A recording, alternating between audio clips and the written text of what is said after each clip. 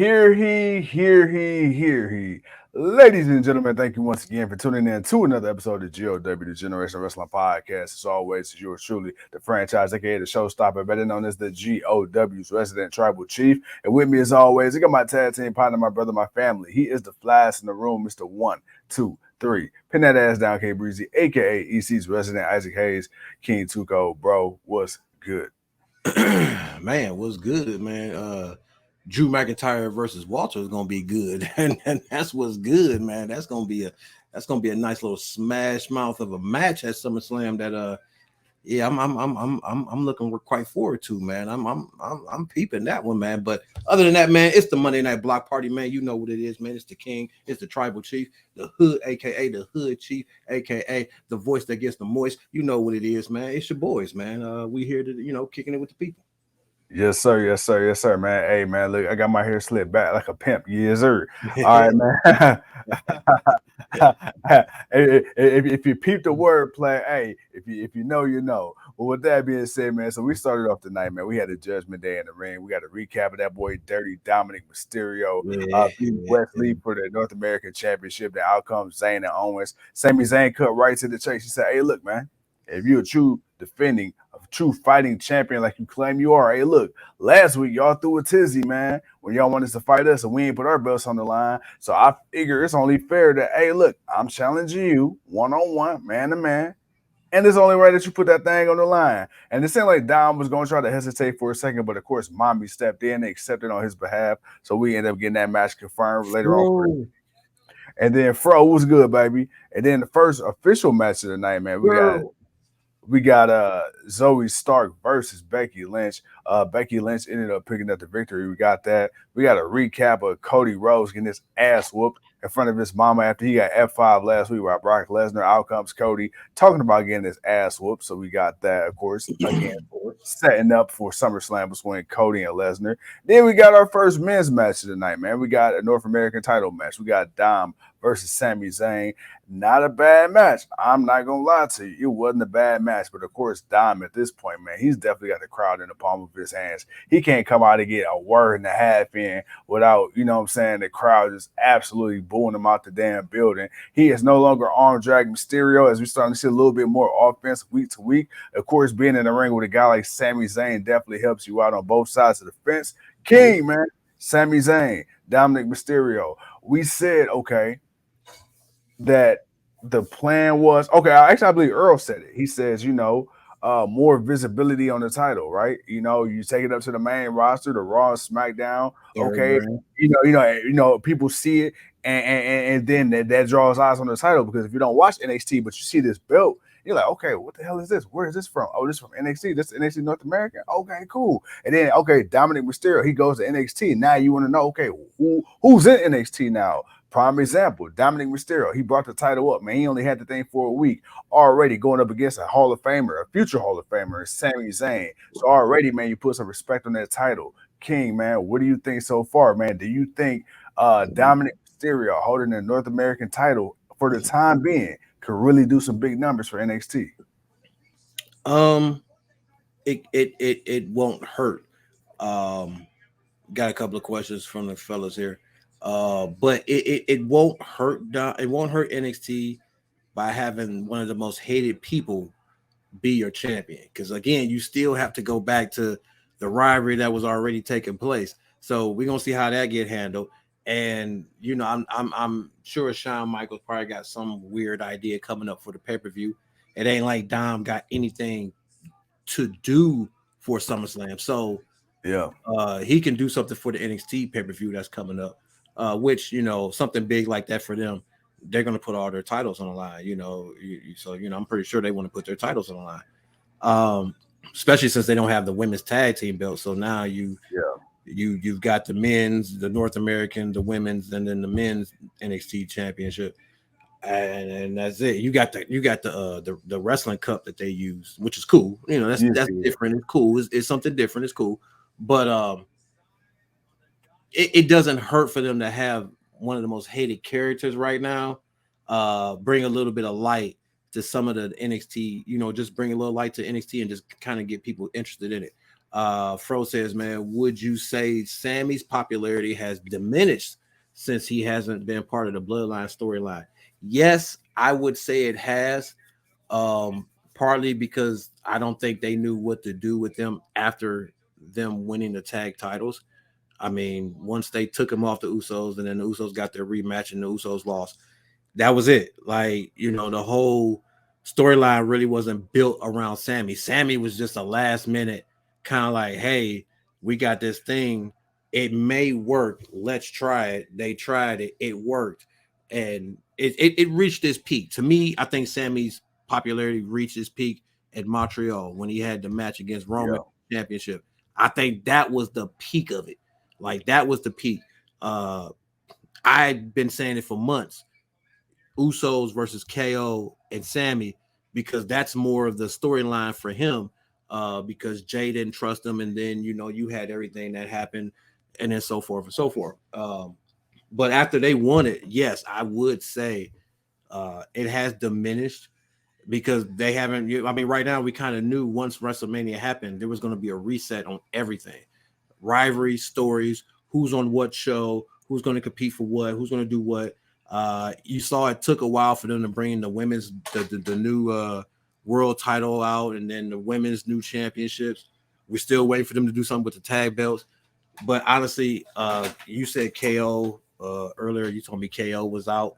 He's dealing with an injury, so they can't be really defending their championships right now. But I it's nice that they're keeping them interested, still keeping them seen, especially for the last couple of weeks. They had a tag team title match last week. He fought Dom this week. So that popularity of Sammy is still there. He's still a crowd favorite. People still want to see him. And he's doing something. He's doing something other than being a joke. I'll take that. But yes, I know I long-winded that, but yes, he is. It has dipped since the Bloodline. They said backstage too. They said that backstage, the high wrestling WWE, they never really viewed Sammy as a super top guy anyway. Right. So Sammy, it again, like you say with the Bloodline, that whole thing that wasn't supposed to go as long as it did.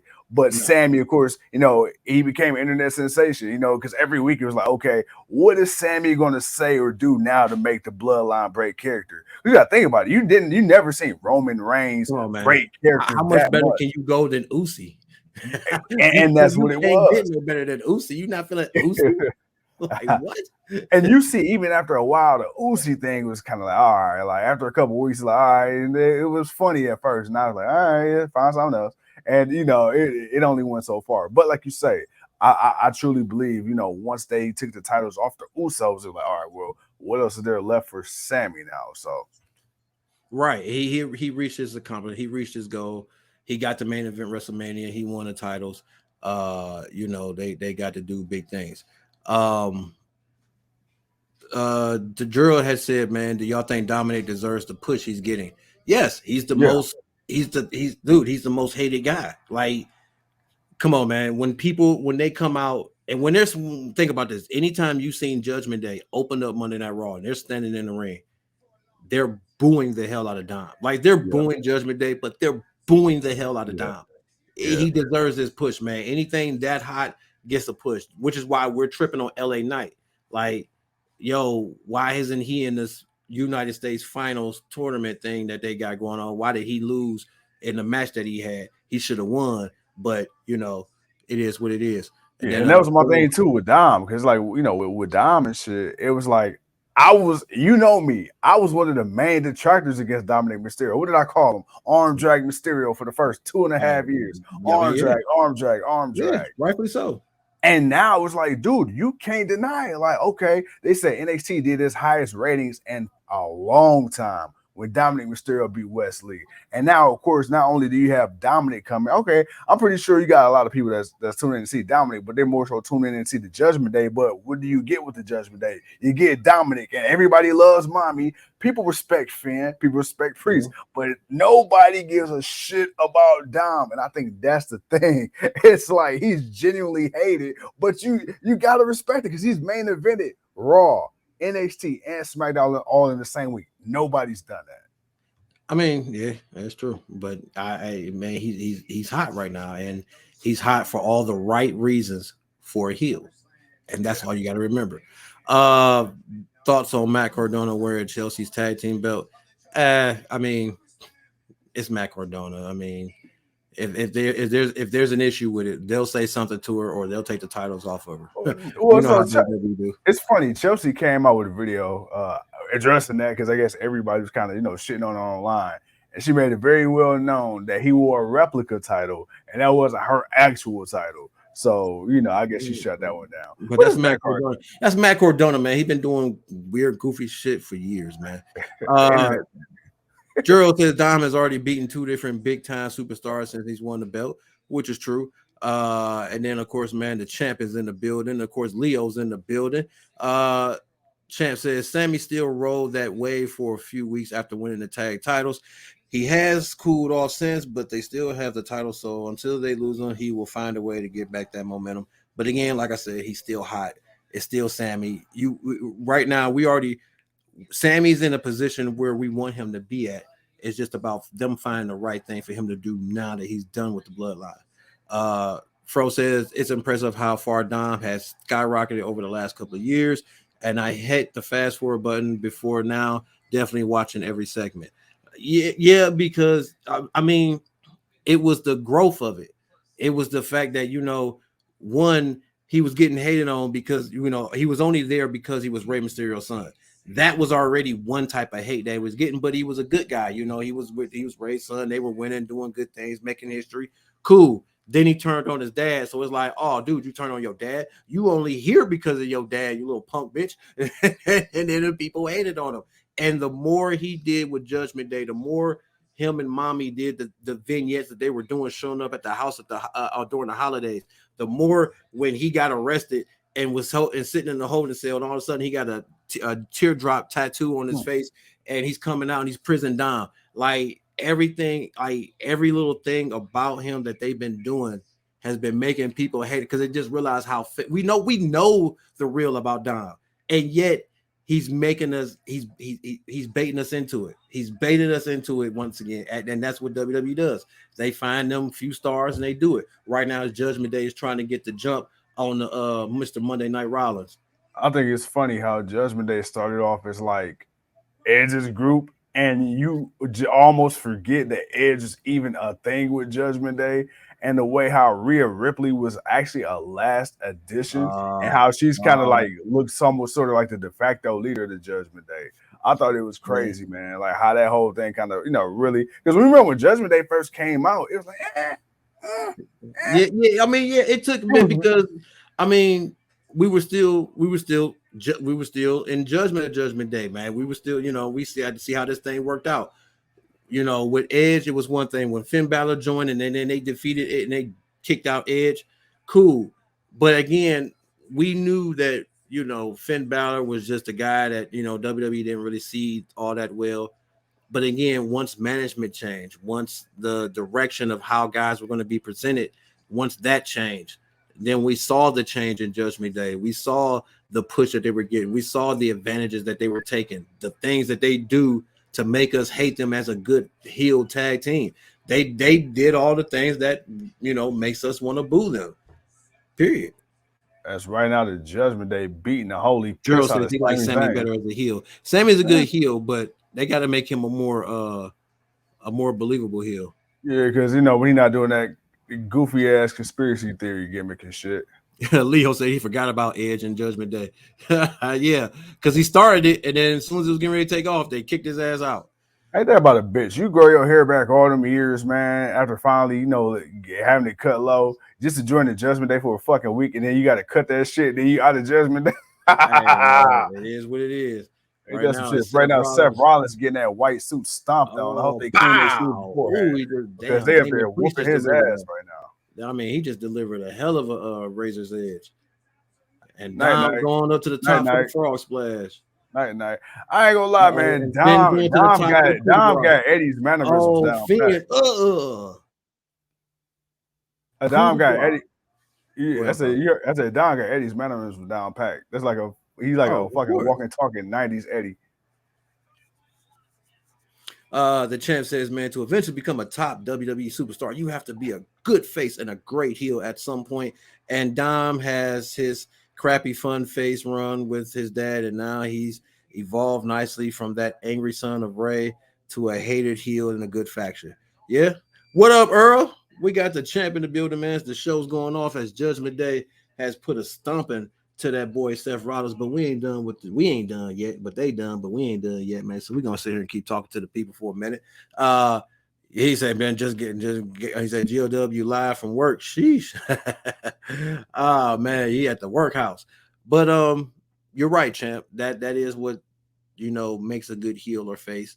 And that's something that just that's the only way people gonna like you. That's the only way something works. We ain't booing you and we ain't cheering for you. All right, man, go back to the drawing board. All right, man. Then after that, we got what else we got? We got Ciampa and Shinsuke in the backstage segment. Ciampa says, "Hey, look, I know last week, I cost you your match. That was my fault. But hey, don't get it twisted, man. That boot to the face, I deserve that. But don't come out there and be on no bullshit when my match comes. Then we're gonna talk about that in a second. Then we got the Judgment Day. They confronted Apollo Crews and Cesaro backstage. Crews challenges Priest. We ended up getting that match coming up. We got a recap of Raquel and Liv getting their ass beat by Rhea last week. We got a segment with Chelsea Green and Sonya Deville showing off the tag team titles. Liv Morgan had an update on Raquel, calls out Ripley. Ripley beat her ass in the ring. Bam, she's out. We got a segment in the ring with Ricochet, Logan Paul. Ricochet challenges Logan Paul to a match. Logan Paul blindsides Ricochet. Logan Paul attacks Ricochet. And there you go. Bam. So you got that. Then you got the match between Priest and Crews. Priest ended up picking up the victory, but Apollo Crews finally looked somewhat believable on the main roster after going down to NXT for a while. Still don't really know how they fumbled the bag with Apollo Crews. When he got called up from NXT the first time, I thought Apollo Crews, man, really had something. I know he's a little lacking in the charisma department, but I feel like he's got everything else. And I feel like, man, you could have paired somebody with him outside of Commander Aziz. Nobody believed that bullshit. But outside of that, man, I feel like he really could have found a way if he wanted to push Apollo Crews. There's a part reason why. We're not going to get into that. But there's a part reason why. But at the same time, he also suffered from size because he wasn't a side. Vince don't push too many small guys, and if he is gonna push you, there's got to be something about you. I think Daniel Bryan is a prime example because of the way he went out the first time, getting fired for choking Justin Roberts and then getting hired back, and because people were mad that he got hired for it. When you look at the whole entire scene of what the Nexus did, they did a lot of extra of everything. So he wasn't the only one that was extra. But they all did something extra. I think Apollo Crews suffered from being a small guy. The charisma thing hurt also. Just being able to talk, but having meaningful matches, looking credible. It's not that he can't go, but unfortunately he came in at a time, man, where he wasn't gonna get the opportunities like he do now, unless he was in NXT at that certain point in time where those type of guys got the opportunity, where we got to see the Johnny Garganos and the Adam Coles and the Finn Balor's and everybody. We got to see those guys flourish and be really great. He came in at a time where being a small guy was still detrimental to you unless there was something about you that really, really stood out. So and that didn't happen for him. They tried. I can't even say they didn't try. He's won championships. The man has held singles gold. So it's not like they didn't try to do something with Apollo, but I think the give a damn just wasn't there enough. And yeah, he kind of suffered from that too. Earl says, I say get a small guys their own belt in division. Man, we tried that. They had that. It's called the cruiserweight division. They nixed that. That cruiserweight. That was the small guys heavyweight championship, and we got lots of good matches out of it. We had a lot of great matches with that belt. Yeah, you had the cruiserweight, and then they tried to do the 205 live thing, and they canceled that championship. Then they tried to rebrand it with the NXT cruiserweight, whatever. When Leo Rush they brought it to NXT, and I thought honestly that was the best thing they could have did with it. Because I'm like, well, they gonna really do what WCW did with the Cruiserweight Championship, and they actually made that legit. Like they gave it its own time. It had its own thing when it came on, and that I figured that's what NXT was gonna do with it until Triple H got hurt, and then Vince took over, and it was like, oh well there goes that theory. And we to all be fair, like Roddy Strong because he was the champion at that time. And to be fair, I feel like really, I mean, what's the damn thing, the Heritage Cup or whatever like that. I really feel like, man, you could take because a lot of those guys that wrestle for that cup are smaller guys. I really feel like you could just really just rebrand the cruiserweight division. I mean, I guess they don't want to, I guess, do it again now because I guess whatever 2 times they killed it already in NXT. But I feel like those guys, you just do this thing and it's cool. Yeah, but I was like you said, NXT was cool. And then they merged with the North American, which I'm like, But then again, we already know that wasn't Triple H's fault that time. So right. Vince took over. This was part of the new 2.0. Thank God they got rid of that 2.0 shit. Jesus. Yeah. Sure, you tell him. And then after that, man, we get a segment. We get Gunther and McIntyre, and then of course, McIntyre challenges. No match happened there, but then we get that boy Ludwig Kaiser. Him and McIntyre had a match. McIntyre ended up picking up the victory, of course, but that wasn't to say that post-match he still won't get his ass whooped as Imperium handed them foots to faces, boots to asses. So we got that, and then of course, man, we had the final. No, it didn't get to that because what we got was Walter got power bombed through a table. Oh shit! Show the hell did. No, they did all of that stuff, but when they thought they had won, they had lost. Yeah, he got power bombed through the table. Which I'm hoping that with this match, with him getting put through the table like that. And the respect that you got to put on his name and his title reign. I hope they do something more outside of a regular one-on-one. But then again, he's such what's the word I'm looking for? By the book champion. It's like I wouldn't be surprised, maybe just a straight up pinfall match. But I really do wish they do something a little, it's a little dangerous, man. God damn. Again, if he doesn't break the record for the longest intercontinental title reign, then no, he's not losing it. I don't see him losing it. You're not going to have him on this for him to lose, but it's going to be a hell of a great match. I don't really care what the what the thought is of who's going to actually win. I know it's going to be a banger of a match, and I can't wait to see it. But if he gets the record by that point, then it's like, oh shit, okay, anything can happen. I feel like that, to me, more of that will happen because then he could still win it and they can continue it, and then he can lose it, to somebody else in a different way, or he can beat him there. But we'll have to wait and see. And then, man, of course, after this, we had the whole contract signing. You got Finn Balor at the Judgment Day. You got Seth freaking Rollins, the WWE World Heavyweight Champion. They do their thing. And then, of course, all hell breaks loose. The Judgment Day whooped Seth Rollins' ass. Sami Zayn came out, tried to make the save. He got his ass handed to him. About a bang, about a boom, bam. He got done so. But, hey, I'm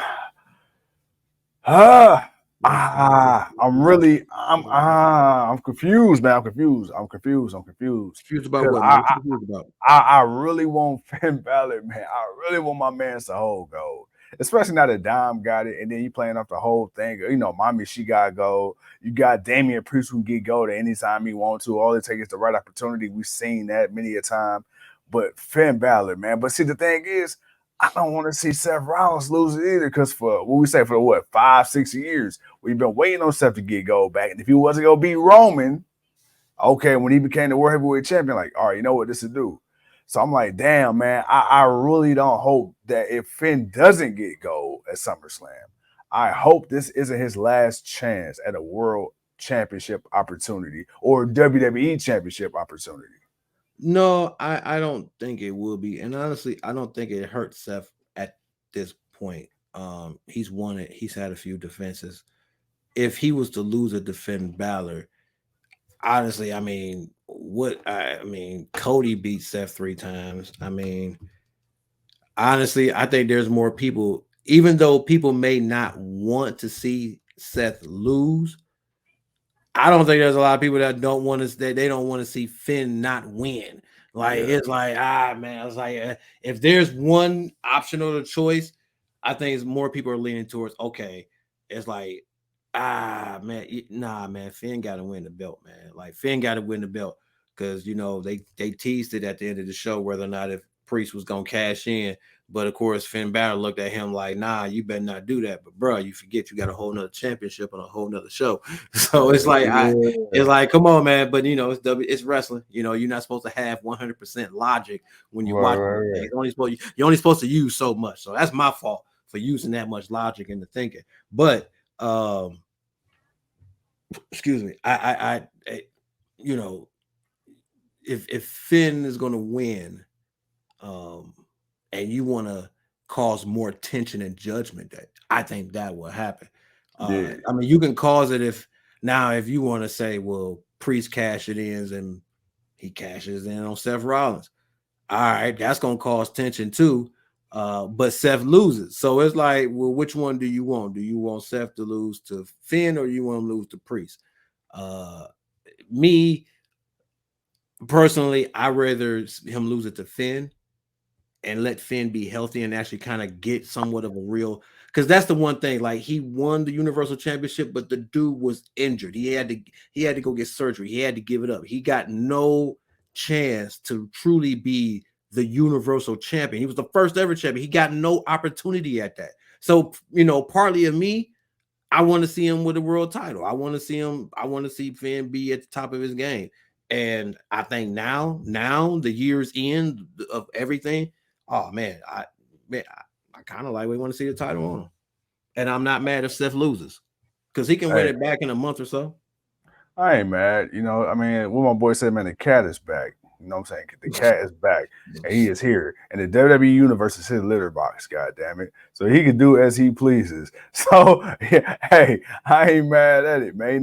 Hey, I just wanted to see Seth get a title, again. So if it lasts a super long time, no. But I would say this, man. Before Seth got the title, he went for 5 years and had proved for 5 years he didn't need a title to be over. And the fact of the matter is, he was so over that it just made sense to put the title on him. But he didn't need the title. We wanted him to get the title back, but he didn't need the title. So it's like, all right, like you said, man. But Finn, not saying, well, actually, yeah. To me, Finn does need the title. I feel like Finn needs at least one more title reign because, like you say, he was the first ever inaugural Universal Champion, but that really don't mean shit because he couldn't defend it. And then when he lost it, he never got a chance to get it back. And then they sent his ass to NXT. So, no, you're right. I mean, again, if Seth was going to lose, I wouldn't be mad at it. Like, Seth can damn near retain, but if he does lose, I wouldn't be mad at it because it's like, finally, and then Finn can actually be the champion and you actually have a real legit run with it and not have to give it up because of injury.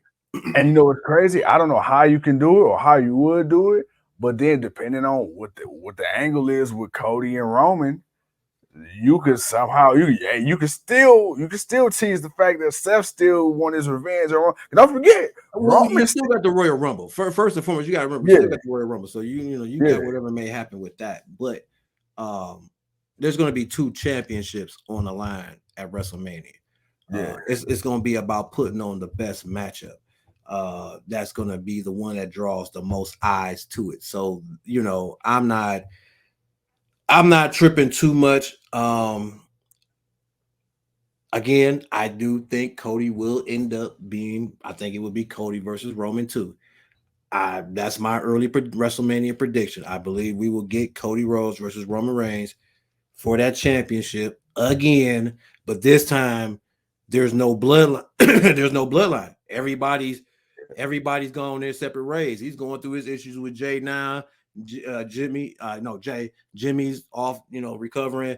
Solo's getting ready to, he's getting ready to go on his own little tirade or whatever he's about to do soon. Right. It's just gonna be Roman Reigns. So I could see Cody winning it. Now, on the off chance, could Roman Reigns lose the title before WrestleMania? I don't see it. One, he ain't defending the championship all like that. Hell, this would be the first title defense since WrestleMania. So I don't see him defending it too often all like that. And when he do, he's going to win or find a way to win. And then, even when he's on his own, he's going to find a way to win. But yeah, I that's my early WrestleMania prediction. But Seth Rollins losing to Finn Balor, I wouldn't be mad at it. I mean, Seth could still retain, but I wouldn't be mad at it. No, I mean, not at all, not at all. Like I said, it's a nice episode of Raw. I mean, I felt like it was cool, man. It was Yeah, it was cool. standard, Yeah, it was a good 3.5. I gave it a 3.5 on the solid side. yeah. They making some things final as far as SummerSlam. Right now the card, each week the card has gotten more and more matches. They've added on. So I'm not mad about it right now. You got to tell a story. You got a while. You can't do all the great stuff now. You got to say the best. You got a big pay-per-view coming up. This ain't no rinky-dink pay-per-view. This ain't Backlash or Money in the Bank. Well, Money in the Bank was different because it was in London. But still, you this is SummerSlam. This is the biggest block. This is the biggest party of the summer. So you gotta have something for that, and you got to make sure the people are healthy and good enough up until then. So I don't expect nothing too crazy. Still got to put on the show, but nothing too crazy. And yeah, man, we got what we got. Absolutely, absolutely. But I mean, like I said, today was cool. Let's see. We got Wednesday next. We got the Wednesday night block party, AEW Dynamite, and then it's on like a pot of neck bomb from there. But yeah, hey, look, man, look, we gave the people a solid 30 plus on this beautiful, beautiful Monday night. Oh my God! Unfortunately, man, the franchise must go back to the 9 to 5 tomorrow. Yeah, man. Yeah. I won't rub it in, bro. I will not rub it in. Yeah. Oh, don't you worry. Don't you worry. My time is coming. Earl says a 3.15. Oh, Earl, you must be because you at work. It's got to be what it is. Got to be because you at work, man. Yeah. You clearly have not seen Maxine Dupree. Gerald says, I see Solo Sikoa turning on Roman Reigns soon. Yeah, it's gonna happen because he gonna want to be the tribal chief. But he might end up fighting Jay before you fight Roman. Which I wouldn't be mad at it. Solo. You talking about somebody? That's what it feels to me. I feel like he'll end up fighting him. I just feel that. I could be wrong, but Hey man, somebody call Rikishi and give both of them motherfuckers a stink face. That's funny. My boy Keith's gonna back that ass up like the Brinks truck. And with that being said, ladies and gentlemen, boys and girls of all ages, thank you once again. Hey, you look fly today. I got you. Yeah, I got you. Oh man, thank you once again for tuning in to another episode of GLW. It's yours truly, man, the franchise. He the king. And we'll see y'all when we see you. Peace.